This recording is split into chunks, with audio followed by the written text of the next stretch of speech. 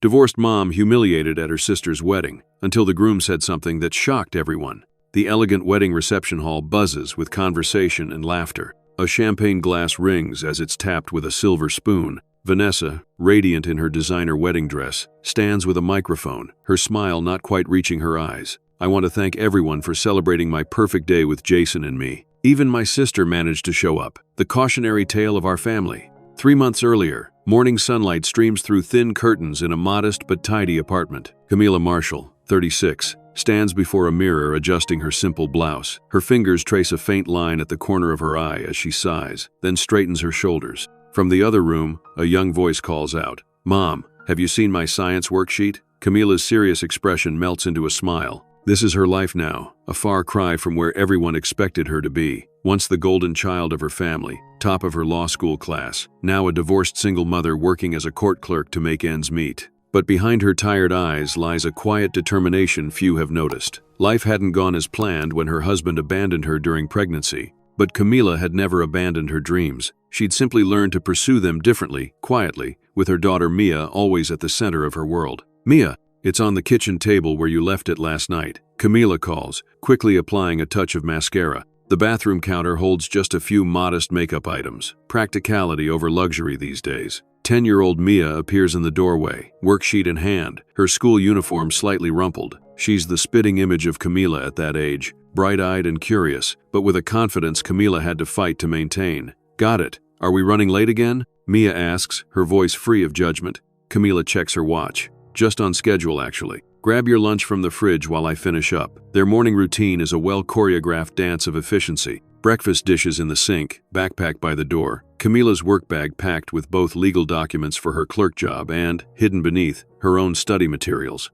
As they head out the door, Camila pauses to straighten a framed photo on the entryway table. Her law school graduation, toga and cap, her proud parents flanking her, and a younger Vanessa looking somewhat overshadowed. It was the peak of being the family's golden child, before life took unexpected turns. The apartment building is modest but clean, populated by other working families. Mrs. Rodriguez from next door waves as she collects her mail. "Another late night, Camila? I heard you up past midnight again." Camila smiles apologetically. "Just catching up on some work. What the neighbor doesn't know, what no one knows, is that those late nights aren't just about clerk paperwork. They're about reclaiming the dream that was interrupted when David walked out, leaving her 7 months pregnant and emotionally shattered." They climb into Camila's practical sedan, the upholstery clean but showing signs of age. As they drive, Mia chatters about her science project. Camila listens attentively, asking questions that show she's truly engaged, despite the mental to-do list running through her head. "Mom, Sophia's having a pool party for her birthday on Saturday. Can I go?"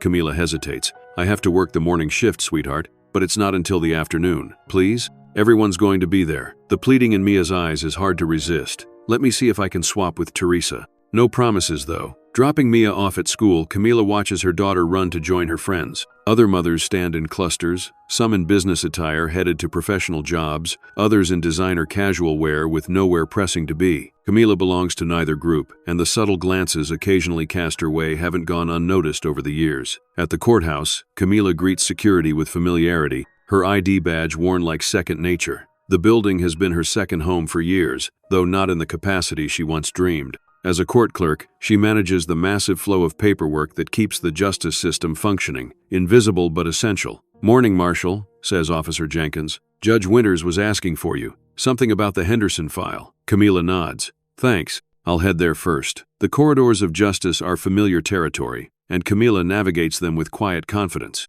Lawyers in expensive suits brush past, some nodding in recognition, others not seeing her at all. 3 years ago, this invisibility might have stung. Now, Camila understands its strategic advantage. In the clerk's office, she settles at her desk, quickly locating the Henderson file. Her colleague Teresa looks up from her computer. "Mail came early. There's something fancy for you." An elegant cream envelope sits atop her keyboard. The embossed lettering catches the fluorescent light. Vanessa Marshall and Jason Bryant. Camila's stomach tightens as she recognizes a wedding invitation. Teresa raises an eyebrow. "Someone important?" "My sister," Camila replies, slipping the envelope into her bag unopened. "I'll look at it later." The workday passes in a blur of filing, organizing, and assisting. During her lunch break, rather than joining colleagues in the break room, Camila finds a quiet corner in the law library. She pulls out a thick textbook and notebook filled with meticulous annotations. This has been her routine for almost 2 years now, stealing moments to study, prepare, rebuild. That evening, after dinner and helping Mia with homework, Camila finally opens the invitation.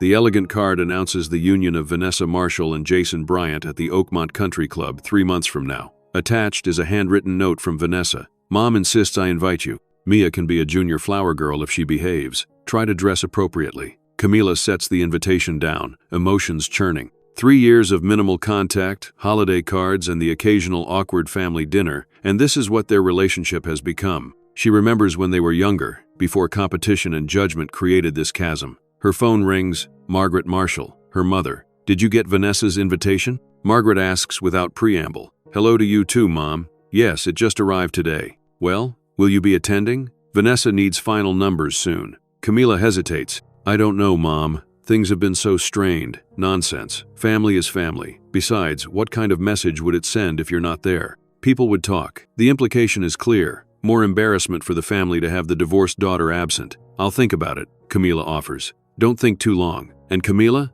do something about your hair before then. That cut doesn't flatter your face shape. You're not getting any younger. After hanging up, Camila stands at her small apartment window, looking out at the city lights. The weight of family expectations, even now, presses heavily. A small voice interrupts her thoughts. Was that Grandma? Mia stands in her pajamas, a book tucked under her arm. Yes, sweetheart. She was calling about Aunt Vanessa's wedding. Mia's eyes light up. A wedding? Can we go? Will there be cake? Camila can't help but smile. There will definitely be cake, but I'm not sure if we're going. Why not? Is it because Aunt Vanessa was mean to you at Christmas? Children miss nothing, Camila thinks. It's complicated, honey. Adult relationships sometimes are. But she's your sister, and you always tell me that family should try to work things out. Out of the mouths of babes, Camila sits on the sofa and pats the spot beside her. Mia curls up next to her, opening her book. You're right. I should practice what I preach, shouldn't I? As they read together, Camila's mind continues processing. Perhaps this wedding could be an opportunity, not just for potential reconciliation, but for her to finally step back into family gatherings with her head held high. The next evening, after Mia is asleep, Camila pulls out a hidden folder from beneath her bed. Inside are official-looking documents,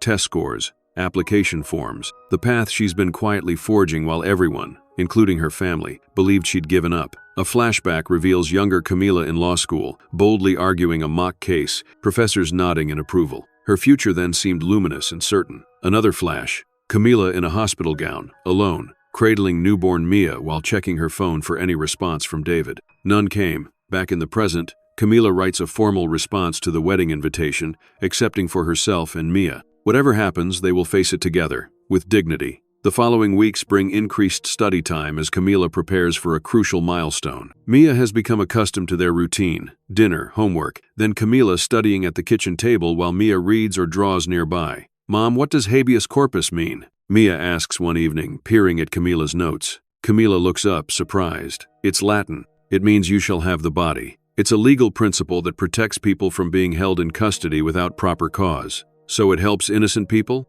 That's right. It's one of the cornerstones of our legal system. Mia considers this. Is that what you wanted to do before? Help innocent people? The question catches Camila off guard. They've never really discussed her abandoned career dreams in detail. Yes, she says softly, and it's still what I want to do. It's just taking a different path than I expected. Because of me? Mia's voice is small. Camila immediately sets down her pen and turns to her daughter. No, sweetheart, never because of you. You are the best thing that ever happened to me. The path changed because of many things. But having you has given me more strength and purpose, not less. Mia digests this, nodding slowly. I think you'd be really good at helping people. You always know what's fair. Camila hugs her daughter, emotion welling. Thank you for believing in me. A week before the wedding, Camila receives a call from an unfamiliar number. Stepping away from her desk at the courthouse, she answers cautiously. Is this Camila Marshall? A formal voice asks. Yes, this is she. This is Judge Henrietta Winter's office. The judge would like to speak with you at your earliest convenience.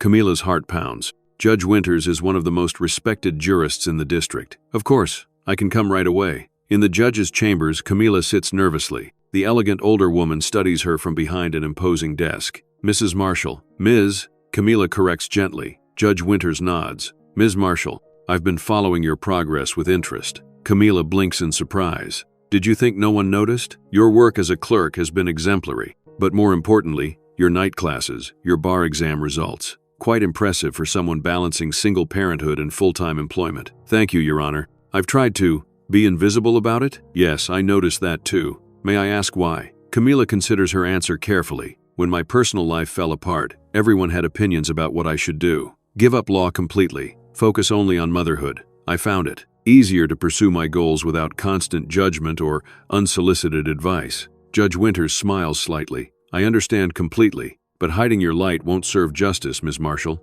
I've reviewed your application for the judicial appointment. Camila's breath catches. She'd applied not expecting anything to come of it for years. The committee was impressed, as was I. There's just one final interview next week. Next week? Camila's thoughts race to the wedding. I have a family commitment. Thursday morning. I believe the wedding is Saturday? Camila nods, wondering how the judge knows this detail. Good, then there's no conflict. Judge Winters rises, extending her hand. I look forward to potentially calling you colleague soon, Ms. Prazid. Marshall. As the wedding approaches, Camila shops for appropriately modest yet dignified outfits for herself and Mia, stretching her budget to ensure they'll look presentable. The night before the interview, she practices responses in her mirror while Mia pretends to be a tough questioner. What makes you think you'd be a good judge, Ms. Marshall? Mia asks in a deepened voice, using a hairbrush as a microphone. Camila smiles but answers seriously. My experiences have given me a unique perspective on justice. I understand how the system works from the ground up, and I've seen firsthand how legal decisions affect real people's lives.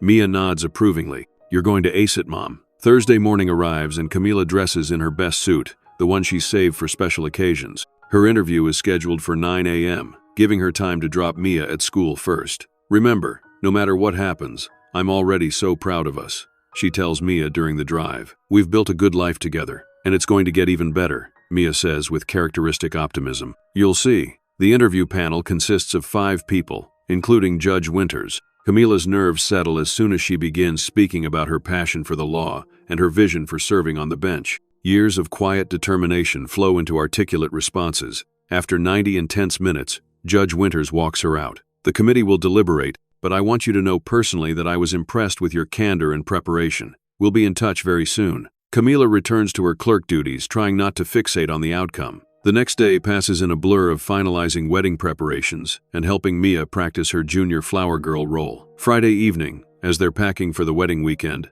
Camila's phone rings. Judge Winters' office. Ms. Marshall, the committee has reached its decision. Could you come in tomorrow morning? Tomorrow, the wedding day. I'm actually heading out of town for a family wedding tomorrow, Camila explains. I see. Then I'm authorized to inform you by phone. Congratulations, Ms. Marshall. The appointment is yours if you accept. The world seems to stop, after years of struggle and sacrifice, after rebuilding from scratch while caring for Mia, after enduring her family's dismissal of her potential. The dream has materialized.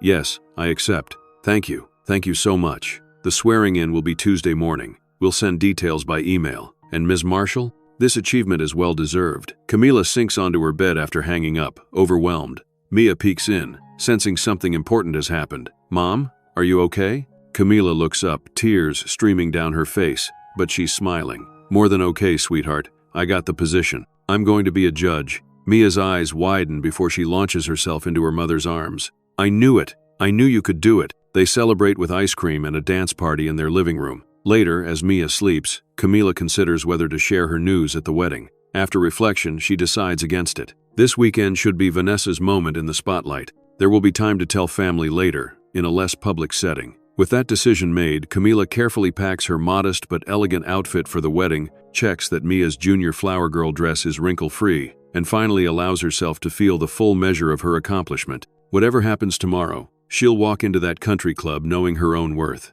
Saturday morning dawns bright and clear, perfect wedding weather. Camila loads their bags into the car, checking twice to make sure she hasn't forgotten Mia's flower girl accessories. The country club is an hour's drive away, in the affluent suburb where Camila grew up and where her parents still live. As they leave the city behind, Mia watches the landscape change from urban to increasingly exclusive neighborhoods. Large houses set back from tree-lined streets, manicured public spaces, luxury car dealerships instead of discount stores.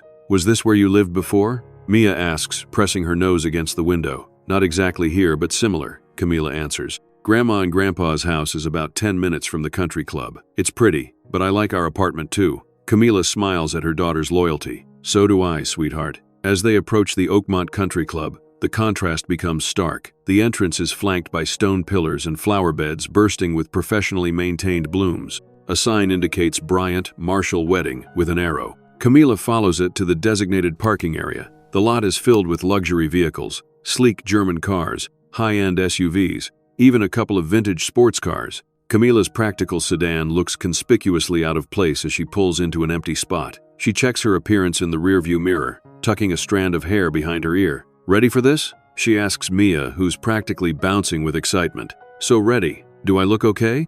Mia's dress is simple but pretty, a pale blue that brings out her eyes, purchased on sale but no less lovely for it. "You look beautiful, honey. Remember what we talked about? This is Aunt Vanessa's big day, so we need to be on our best behavior and not do anything to take attention away from the bride." Mia recites, "I remember, Mom." They follow signs to the bridal preparation suite. The country club is even more impressive inside. Polished marble floors, crystal chandeliers, floral arrangements that probably cost more than Camila's monthly rent. A few guests are already arriving for the ceremony, dressed in attire that screams wealth and status. Outside the bridal suite, Camila hesitates, then knocks softly. A bridesmaid she doesn't recognize opens the door, champagne flute in hand. "Yes?" she asks, looking Camila up and down. "I'm Vanessa's sister, Camila, and this is Mia, the junior flower girl." The bridesmaid's expression shifts slightly. "Oh, right, come in. Vanessa mentioned you might be coming." The room is a flurry of activity. Hairstylists, makeup artists, multiple bridesmaids in matching robes taking selfies. In the center of it all is Vanessa, looking radiant in her half-finished wedding attire. Their mother Margaret hovers nearby, directing various aspects of the preparation. Vanessa spots them and offers a perfunctory smile that doesn't quite reach her eyes. "You made it. Good." Camila approaches, giving her sister an awkward hug. "Wouldn't miss it. You look beautiful, Vanessa." "Thanks," Vanessa replies, distracted by the makeup artist applying a final touch to her eyes. "Mom, Mia needs to get ready with the flower girls." Margaret turns, noticing them for the first time. "Camila, there you are." She kisses the air beside Camila's cheek, then immediately frowns. "Didn't you get a haircut like I suggested? This style ages you, and you look tired." Before Camila can respond, Margaret turns to Mia with a warmer smile. "Hello, darling. Don't you look pretty? Come with Grandma. I'll take you to the other girls." As Margaret leads Mia away, Camila stands awkwardly in the midst of the bridal chaos. One of the bridesmaids offers her a champagne flute, which she declines. "Water would be fine, thanks." Vanessa glances at her sister through the mirror.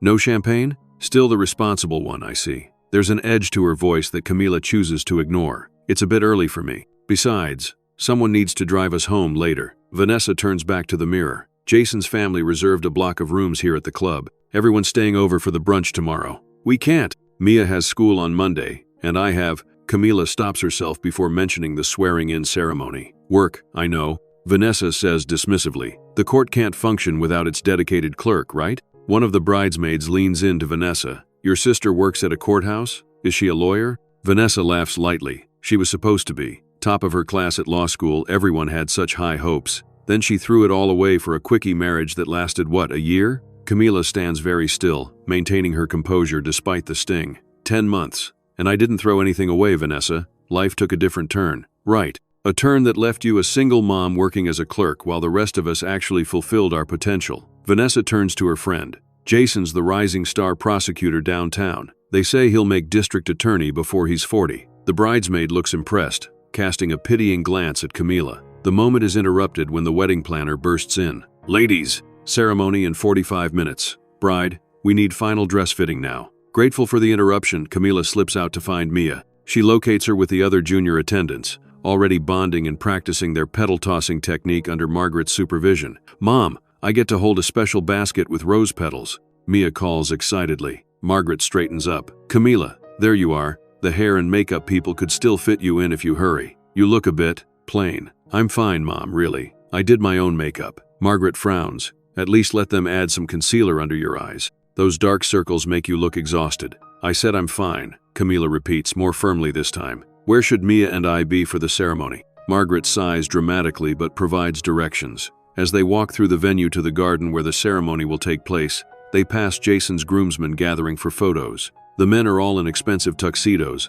laughing and clapping each other on the back. Camila hasn't yet met her future brother-in-law, having missed the engagement party due to work. She's only seen photos and heard Vanessa's gushing descriptions of his legal brilliance and career trajectory. The garden is a vision of elegance. white chairs with satin bows arranged in neat rows, an arch of white roses where the couple will exchange vows, and a string quartet playing softly as guests begin to arrive. Camila and Mia find seats near the back, as no specific place has been reserved for them. Extended family members pass by, some offering brief acknowledgments, others pretending not to notice them. Camila maintains a pleasant expression throughout, though she feels the weight of their judgment. "Mrs. Collins was my third-grade teacher," Mia whispers, pointing discreetly to an older woman several rows ahead. "I didn't know she knew Aunt Vanessa. Your school is in this district, honey. Many people here are connected to the community I grew up in. Is that why they keep looking at us funny?" Camila's heart sinks that Mia has noticed. "They're just curious. It's been a while since they've seen us." The ceremony is about to begin when a wedding planner hurries over. "Mia, you need to be with the flower girls at the entrance. Quickly now." Mia looks to Camila, who nods encouragingly. "Go ahead, sweetie. You'll do great." Left alone, Camila feels increasingly conspicuous. An older couple seated nearby whispers while glancing in her direction. She catches fragments. Marshall's elder daughter, and such a shame, and the divorced one. She sits straighter, focusing her attention on the string quartet as they transition to the wedding march. The procession begins, groomsmen and bridesmaids, then the adorable flower girls including Mia, who executes her petal scattering with perfect concentration. Finally, Vanessa appears on their father's arm. She is undeniably stunning in her designer gown, a vision of bridal perfection. Despite the tension between them, Camila feels a genuine swell of happiness for her sister. As the bride passes, Camila catches her first clear look at Jason Bryant. Tall and handsome in his tuxedo, he exudes confidence and success, the perfect match for Vanessa's ambitions. Something about him seems vaguely familiar, but Camila can't quite place it. The ceremony proceeds beautifully. The vows are personal and touching, the ring exchange flawless. Throughout it all, Camila notices Jason glancing in her direction several times with a curious expression, as though trying to place her. When the minister pronounces them husband and wife, the crowd erupts in applause. Camila claps sincerely, happy that despite everything, her sister has found someone who clearly adores her. As the newlyweds process back down the aisle, Jason's eyes meet Camila's directly. There's a flash of recognition in his expression, quickly masked as he continues walking with his bride. The guests move toward the reception area as the wedding party remains for photographs. Mia runs back to Camila, beaming with pride. "Did you see me, Mom? I didn't drop any petals too early." "You were perfect, sweetheart." The most beautiful flower girl there. A photographer approaches them. "Excuse me, the bride is asking for the flower girls for photos." Mia looks to Camila for permission. "Go ahead. I'll find our place at the reception." The grand ballroom has been transformed for the reception. Crystal centerpieces, fine china, silver place settings. Guests mill about finding their assigned tables, each marked with an elegant calligraphed card. Camila searches for their names, moving from table to table. She checks the family section first, then the friends of the bride section. Nothing. Finally, she spots Camila, Mia Marshall, at a table near the back of the room, partially hidden behind a decorative column. They've been seated with distant acquaintances and the wedding planner's assistant. Swallowing her hurt, Camila places her small gift on the present table and makes her way to their assigned seats. She introduces herself to the others at the table, who seem surprised to learn she's the bride's sister. "Oh, I assumed you were a work colleague or something," one woman says. "I'm Jason's mother's tennis partner's daughter. Family would usually be seated up front, wouldn't they?" Camila forces a smile. "I'm sure the planners had their reasons. It's a lovely event, isn't it?" The cocktail hour drags as Camila watches her parents and extended family laughing together at prime tables near the dance floor. Margaret catches her eye once but quickly looks away, continuing her conversation with a woman in an expensive suit. Mia finally returns from photos, bubbling with excitement about being included in pictures with the bride. "Aunt Vanessa let me hold her bouquet for one picture, Mom. And the big flower girls were super nice to me." "That's wonderful, honey. Are you hungry? I think dinner will be served soon." As they wait, Camila overhears two women at the next table gossiping, not bothering to lower their voices. That's the sister, the one who had so much potential before she threw it all away on that bad marriage. Such a waste. Top of her class at Northwestern Law, wasn't she? Now look at her, and bringing her child to a formal wedding. Well, I suppose she couldn't afford a sitter on a clerk's salary. Camila keeps her expression neutral, though the words cut deep. She's about to suggest to Mia that they get some air when the MC announces the entrance of the wedding party. Everyone rises, applauding as bridesmaids and groomsmen parade in, followed by the beaming newlyweds. During dinner, several relatives stop by other tables to chat, but no one approaches Camila and Mia, except for Camila's father, who briefly pats Mia's head and asks if she's enjoying the food before being called away by Margaret. "Why aren't we sitting with Grandma and Grandpa?" Mia whispers. Wedding seating is complicated, sweetheart. They have to balance a lot of factors. When the meal concludes, Camila decides to make a proper effort. Taking Mia's hand, she approaches the head table to congratulate the couple. Vanessa, Jason, congratulations. It was a beautiful ceremony. Vanessa accepts her words with a nod. Thanks for coming. Mia did well with the flowers. Jason studies Camila intently. Have we met before? You look familiar. Before Camila can respond, Vanessa laughs. I doubt it, honey. Camila doesn't exactly move in legal circles anymore. Not like she was supposed to. A flash of discomfort crosses Jason's face at his wife's tone. I'm a court clerk downtown. Camila offers simply. That must be it, Jason says, though his expression suggests he's not entirely convinced. He extends his hand. It's good to finally meet you, Camila. Vanessa's mentioned her sister, of course. His politeness only seems to irritate Vanessa, who quickly turns to greet other guests. Jason gives Camila an apologetic look before following his bride. As they return to their table, Margaret intercepts them. Camila, dear, your hair is falling flat. Let me fix it for you. Without waiting for permission, she begins rearranging Camila's carefully styled locks. You always had such problematic hair. Vanessa got the good genes there. Mia watches this interaction with confusion. Mom's hair is pretty. She pipes up loyally. Margaret pats Mia's cheek. Of course it is, darling. I'm just helping her look her best. After all, there are photographers everywhere. The implication that Camila needs fixing to be presentable in photos stings. But she says nothing, not wanting to create a scene. The dancing begins, and Camila watches from their distant table as her sister and new husband take their first dance. They make a striking couple, both so polished and confident. For a moment, Camila allows herself to wonder what her life might have been like if David hadn't left, if she'd followed her original path. The thought is interrupted by Mia tugging her hand. Can we dance too, Mom? When the floor opens to all guests, Camila leads Mia out for a mother-daughter dance. They laugh together as Mia attempts a twirl, momentarily free from the weight of judgment surrounding them. The evening continues with more dancing, cake cutting, and toasts.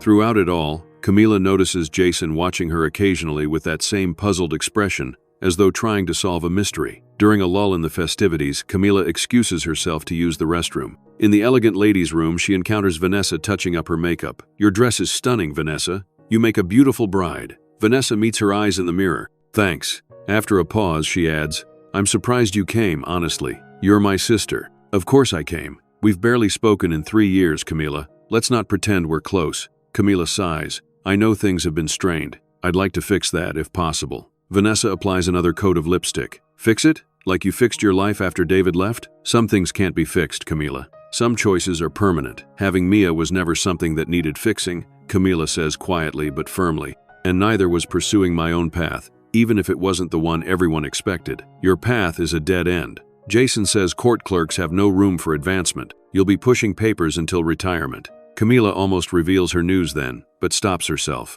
This isn't the time or place. I'm happy for you, Vanessa. Truly, Jason seems like a good man. He's brilliant, Vanessa says, pride evident in her voice. He can make or break anyone in court. His conviction rate is the highest in the district. She studies Camila's reflection. It's funny. He could have been your colleague if you hadn't thrown everything away. I didn't throw anything away, Camila repeats, maintaining her composure. I just took a detour that led nowhere. Vanessa gathers her things. Anyway, I should get back. My husband is waiting. As Vanessa leaves, Camila takes a moment to steady herself. The constant reminders of her perceived failure are exhausting, but she reminds herself of Tuesday's swearing-in ceremony. Soon enough, her family will understand she never gave up on her dreams.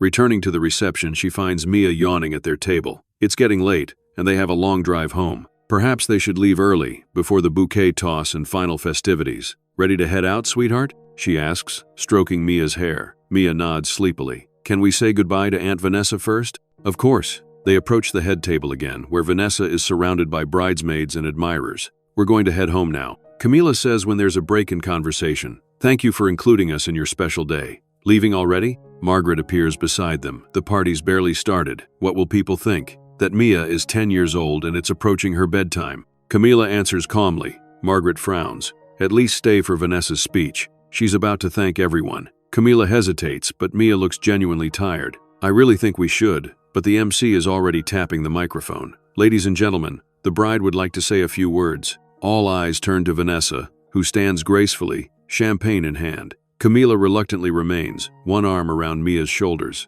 I want to thank everyone for celebrating our perfect day. Vanessa begins. her voice slightly amplified by the champagne she's consumed. Jason and I are so blessed to have such wonderful friends and family supporting us. She continues with typical wedding speech gratitude, acknowledging parents, friends, and wedding party members. Then her gaze finds Camila at the back of the room. I see my sister is trying to sneak out early. Typical Camila, always leaving before the job is done. The room falls uncomfortably silent. Camila freezes, feeling all eyes turned toward her and Mia. A hushed anticipation falls over the reception hall as Vanessa's focus locks onto Camila. The bride's smile remains in place, but something shifts in her eyes, a glint that Camila recognizes from childhood arguments, when Vanessa felt overshadowed and sought to reclaim attention. For those who don't know my older sister, Vanessa continues, her voice carrying through the silent room, let me introduce you to the cautionary tale of our family. Margaret laughs loudly, encouraging others to treat this as good-natured teasing rather than the public humiliation it's quickly becoming. A few nervous titters ripple through the crowd. Even my sister managed to show up today, everyone. Vanessa raises her glass. The former golden child. She went from top of her law school class to divorced single mom nobody wanted. Camila feels Mia stiffen beside her. The little girl's confusion is evident as she looks up at her mother, then back at her aunt. This isn't the lighthearted family teasing a child can easily dismiss. There's venom beneath the words. Mom? Mia whispers, her voice small. Camila places a protective arm around her daughter's shoulders, keeping her expression neutral despite the burning humiliation. She catches sight of her father, who looks uncomfortable but remains silent. Other guests shift awkwardly in their seats, some averting their eyes, others watching with the morbid fascination of witnessing a car crash. Vanessa, perhaps this isn't the appropriate, Jason begins quietly, standing beside his new wife. But Vanessa is too far into her speech, fueled by champagne and years of perceived competition. Let's raise a glass to second chances. Well, maybe third or fourth chances in Camila's case. She laughs. From law school star to court clerk, talk about aiming high. Margaret rises from her seat, adding, why would anyone want a used product? At least Vanessa knows how to keep a man. The cruel comment lands like a physical blow. Several guests gasp. Camila sees Jason's expression transform to one of genuine shock at his mother-in-law's words. Camila feels her hands begin to shake, but she keeps her head high. This isn't just about her anymore. Mia is witnessing everything, learning how family can sometimes wound deepest. This stops now. Mia, we're leaving, she says quietly but firmly, taking her daughter's hand. Running away again, Camila? Vanessa calls. That's becoming your signature move. Camila turns toward the exit, guiding Mia through the scattered tables. She can feel curious eyes follow their retreat, hear the murmurs spreading. Mia's small hand trembles in hers. Why is Aunt Vanessa being mean? Mia whispers, confusion and hurt evident in her voice. Sometimes people say unkind things when they're unhappy inside. Camila answers softly. It's not about us, honey. They're halfway to the door when a strong male voice cuts through the uncomfortable murmurs.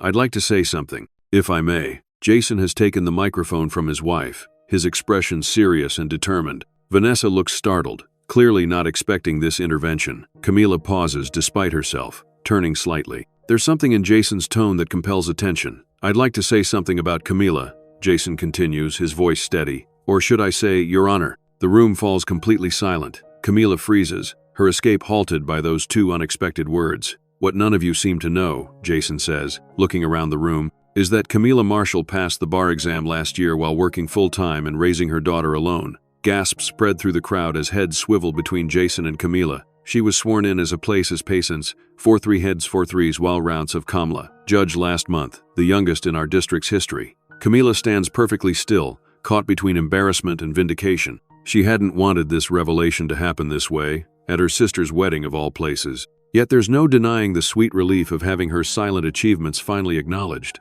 Margaret's mouth opens in shock. Vanessa's triumphant expression crumbles, replaced by confusion and disbelief. That's not possible. Vanessa stammers into the silence. She's a court clerk. She's been a clerk for years. Jason nods. Yes, she has, while also putting herself through night classes, studying for the bar exam, and raising a remarkable daughter. He looks directly at Camila. I couldn't place where I knew you from until midway through the ceremony. You presided over the Harrington case last week, didn't you? Camila nods slightly, finding her voice. I did. Your ruling was impeccable, Jason continues. The legal community has been talking about it. A first-year judge handling such a complicated case with that level of insight. It's impressive. Mia tugs at Camila's hand, her eyes wide with excitement. Everyone knows you're a judge now, Mom. The innocent comment breaks some of the tension, causing a ripple of gentle laughter. Mia's pride in her mother is palpable and affecting. Jason continues, his expression sincere. Judge Marshall kept her achievement quiet, not wanting to overshadow today's celebration. He looks pointedly at Vanessa.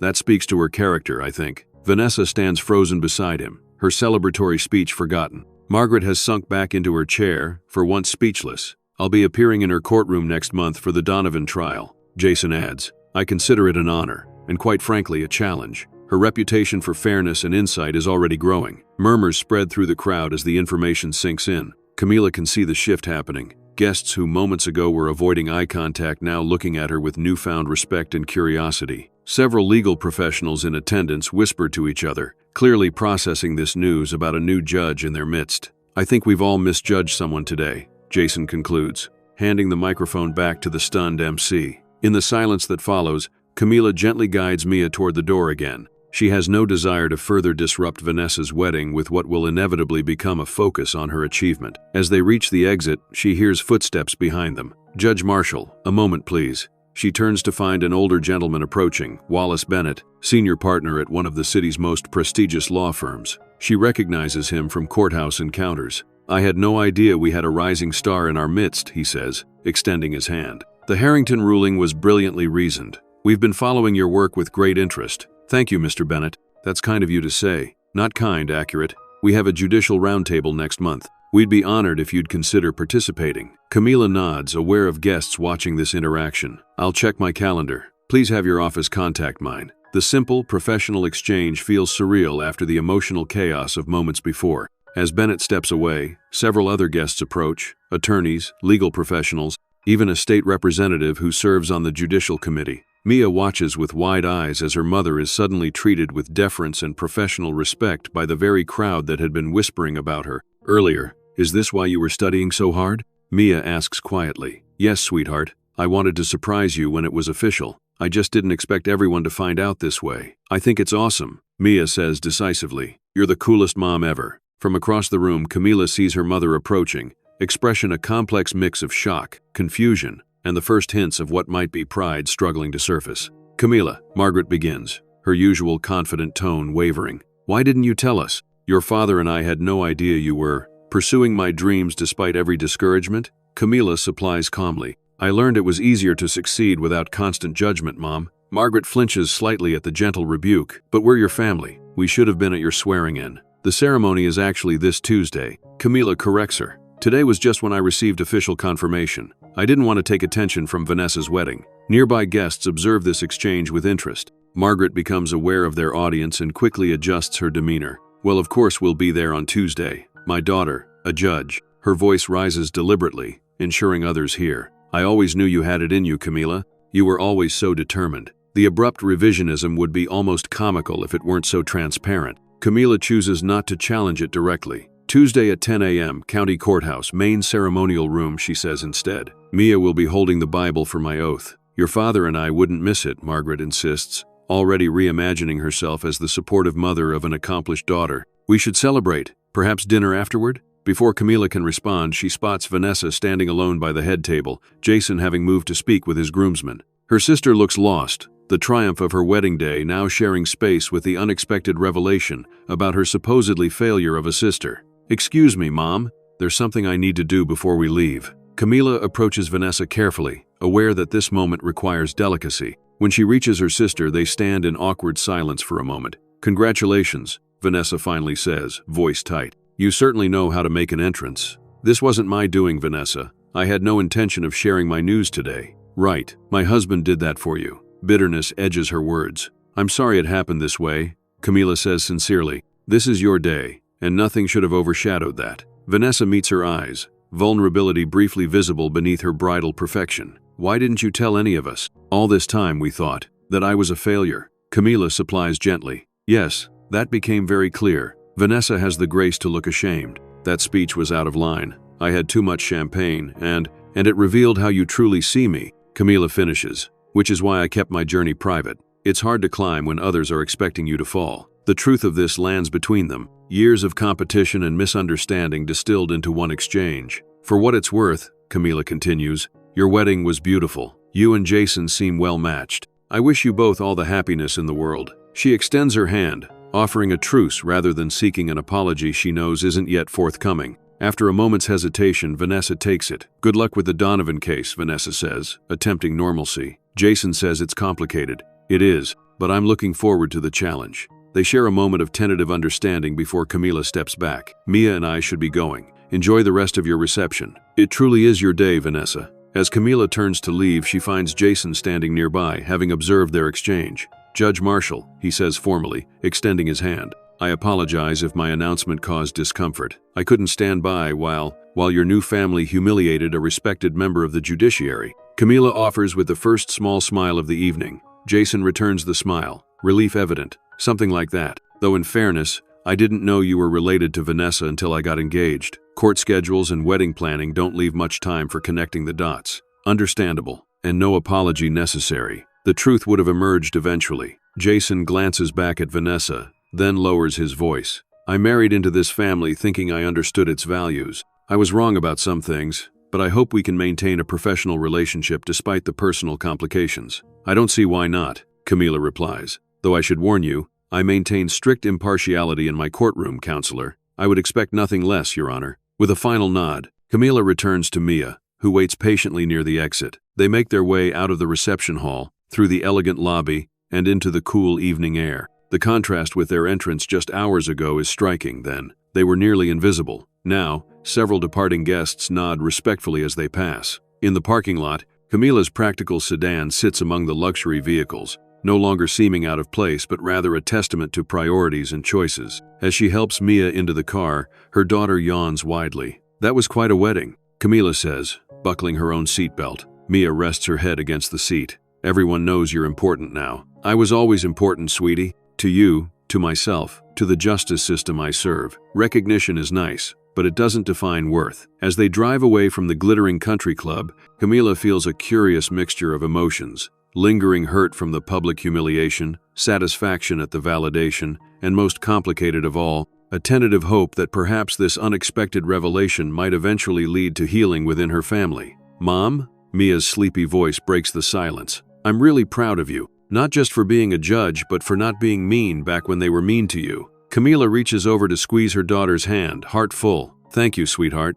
That means more to me than any title ever could. The drive home passes in comfortable silence, Mia dozing against the window while Camila processes the events of the day. The city skyline emerges on the horizon, familiar and welcoming after the tension of the country club. By the time they reach their apartment building, Mia is sound asleep. Come on, sleepyhead, Camila whispers, gently rousing her daughter. Just a few more steps and then bed. Mrs. Rodriguez is checking her mailbox in the lobby when they enter. She looks up with her usual friendly smile. How was the fancy wedding? You two look exhausted. It was. Eventful, Camila replies diplomatically. Well, you both look lovely. That dress suits you, Camila. The simple, genuine compliment feels like balm after the cutting remarks she'd endured earlier. Thank you, Mrs. Rodriguez. That's kind of you to say. Upstairs, Camila helps a half-asleep Mia out of her dress and into pajamas. As she tucks her daughter in, Mia stirs. Mom, are Grandma and Grandpa coming to your judge ceremony now? They said they are. Do you think they're proud of you? The innocent question lodges in Camila's heart. I think they're surprised right now. Pride might take a little time.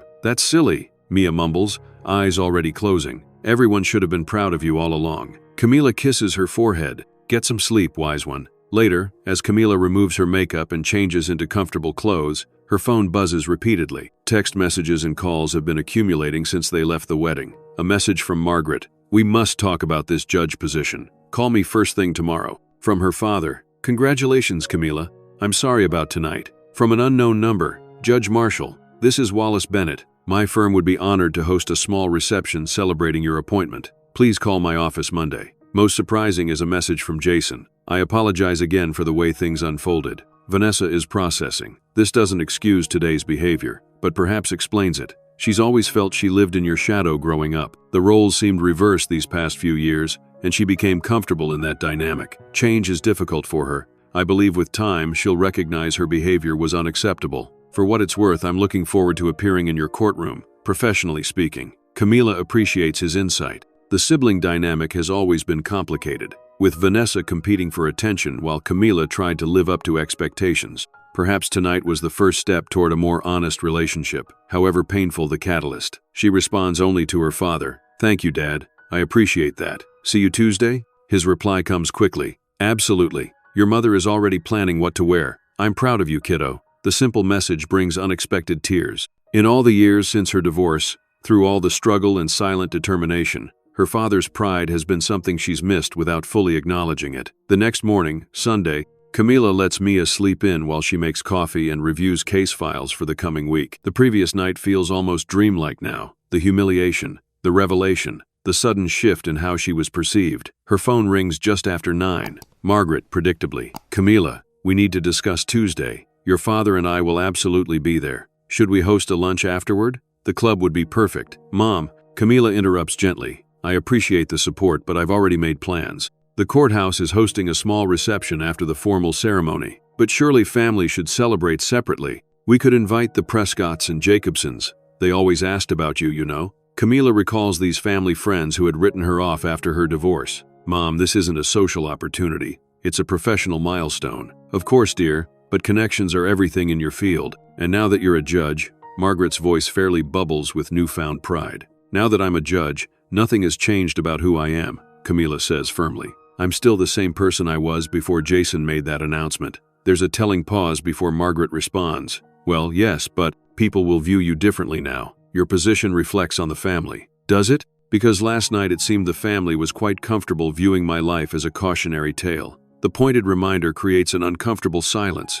Vanessa was out of line. Margaret finally admits. The champagne went to her head. She feels terrible about it. Does she? Camila asks, not masking her skepticism. Because I haven't heard from her directly. It was her wedding night, Camila. Be reasonable. Camila takes a deep breath, choosing her next words carefully. Mom, I'm happy for you and Dad to attend on Tuesday. Mia will be thrilled to have you there. But I need you to understand something. I don't need or want a sudden rush of approval because of my title. I needed support during the journey, not just celebration at the destination. Margaret is uncharacteristically silent for a moment. I suppose we weren't as supportive as we could have been. She concedes reluctantly. No, you weren't. But Tuesday can be a fresh start if you'd like it to be. After finalizing details for the ceremony, Camila ends the call feeling cautiously optimistic. Years of family dynamics won't change overnight, but perhaps this unexpected revelation has opened a door for healthier relationships moving forward. Later that afternoon, while Mia is working on homework, the doorbell rings. Camila opens it to find a delivery person with a large flower arrangement.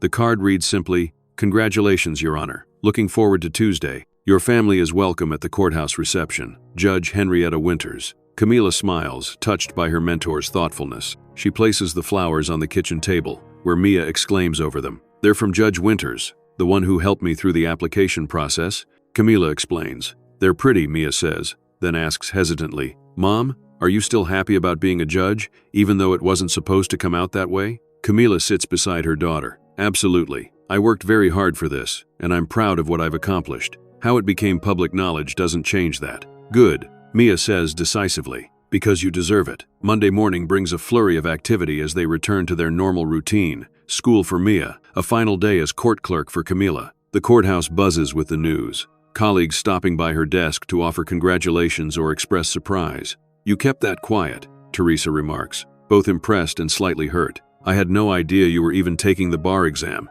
"I didn't want to jinx it," Camila explains. "And frankly, I was tired of people having opinions about my choices." Teresa nods in understanding. "Well, for what it's worth, I think it's amazing. Though we'll miss you down here in the trenches." "I won't be far," Camila assures her. "Just upstairs with a fancier desk and a robe." By afternoon, Camila has completed the paperwork for her transition from clerk to judge. As she clears out her desk, Judge Winters appears. "Ready for tomorrow?" the older woman asks. "As ready as I'll ever be," Camila replies. "Thank you for the flowers. They brightened our Sunday." Judge Winters sits in the visitor's chair. "I heard about the wedding revelation. Courthouse gossip travels fast. Are you all right?" "I am. It wasn't how I planned to share my news with family, but maybe it was necessary. Sometimes the bandage needs to be ripped off," Judge Winters observes. "Now, about tomorrow, I've arranged for your daughter to have a special role in the ceremony, if she's comfortable with it." Camila smiles. "She'll be thrilled. She's already practiced holding the Bible very still." "Excellent. And Camila,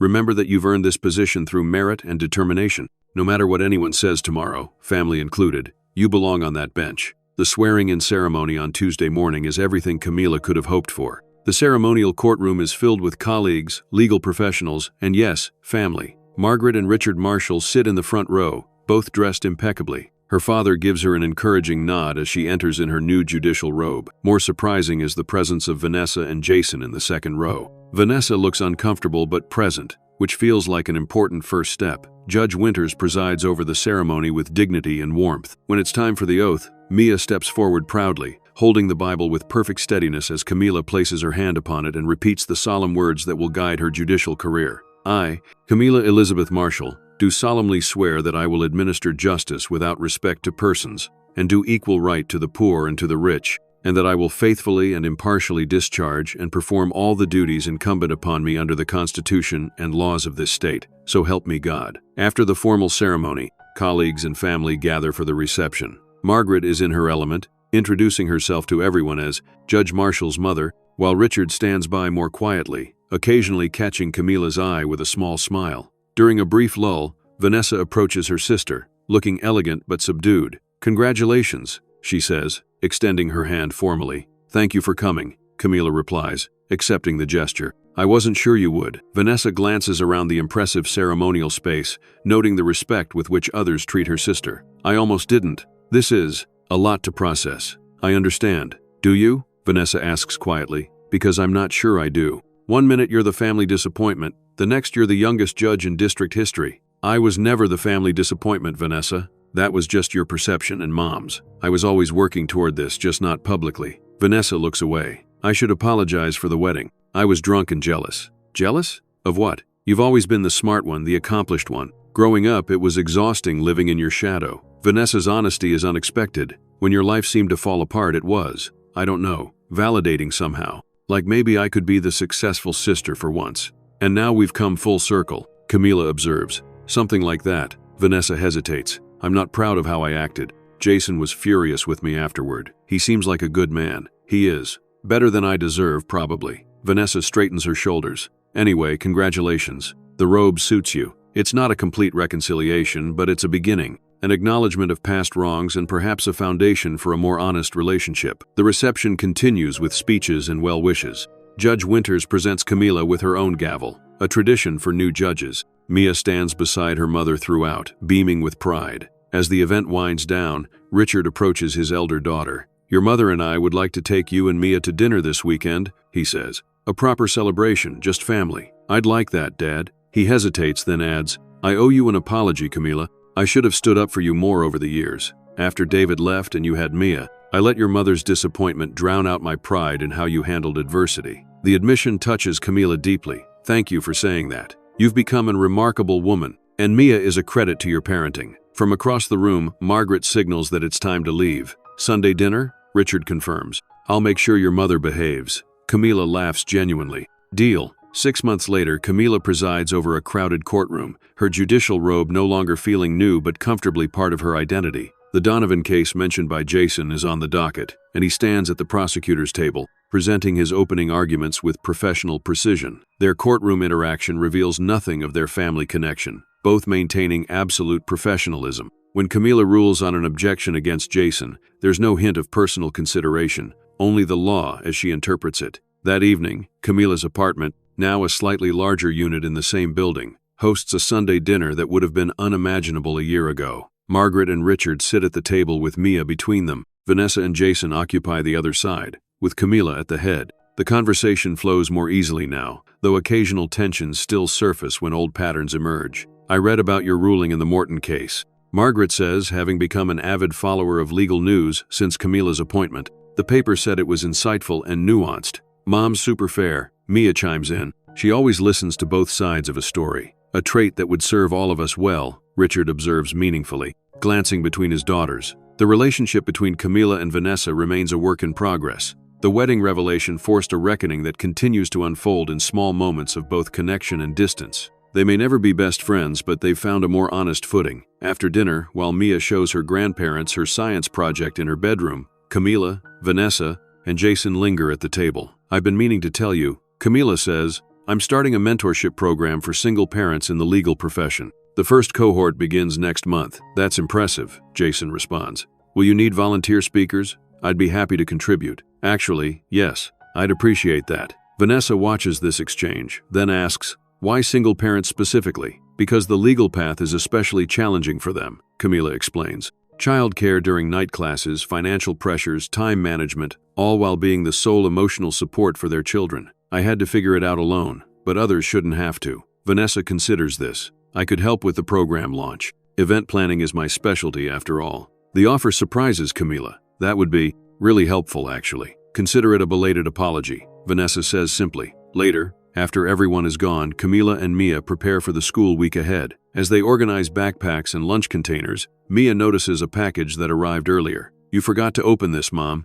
It's a flat, rectangular gift wrapped in silver paper. The card reads, "For your wall of memories, V.J." Inside is a framed photo from Vanessa's wedding, not the moment of humiliation, but afterward. It captures Camila standing tall in her modest dress, Mia beaming beside her, as Jason raises a respectful toast in the background. The inscription on the silver frame reads, "To the strongest woman we know. Where should we put it?" Mia asks. Studying the photo, Camila considers the image, a moment that marked both an ending and a beginning, a public unveiling of private determination. On the mantle, I think, she decides, with the other important memories. As they place the photo alongside Mia's school portraits and Camila's judicial appointment photo, Mia asks, "Are you glad we went to the wedding?" Camila looks at her daughter, then at the collection of images that tell their story, struggles and triumphs, setbacks and achievements. Some journeys are difficult, she says thoughtfully, but necessary to find our true place in the world. So yes, I'm glad we went. Mia nods, satisfied with this wisdom.